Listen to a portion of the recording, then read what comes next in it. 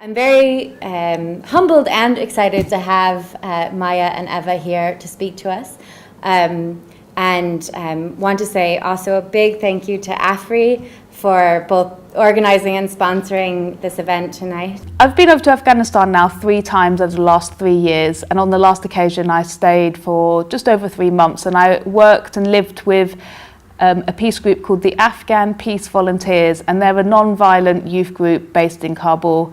So I went over to Afghanistan in January. I spent 2 weeks there living at the Afghan Peace Volunteers house in Kabul. Afghanistan has been in the grip of war now for 33 years.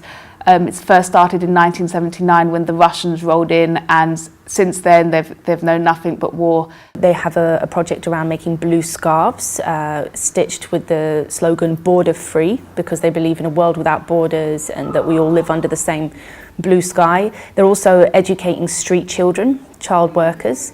There's 26 in the program.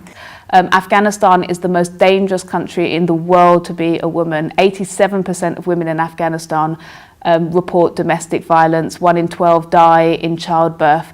And the main cause of death for women and girls aged between 14 and 35 is death in childbirth. So on top of everything of cultural oppression and a corrupt government that's supporting legislation that's oppressive towards women, they're having to endure the impacts of war. So bombs dropping on their homes, threats to their family, their village. And also the reason why domestic violence is so high is because men are out, they're fighting, and they come home, and the cycle of violence continues in the home. I think 2,500 women committed suicide in 2012. Alone. It's always very moving when you go to refugee camps, and these are some of the poorest people in Afghanistan, which is one of the poorest countries in the world, and you see how people are living without basic infrastructure, without proper sewage disposal, running water, electricity. They're living in mud huts, and it's the end of the line, and once you get into these refugee camps, it's near impossible to get out of them.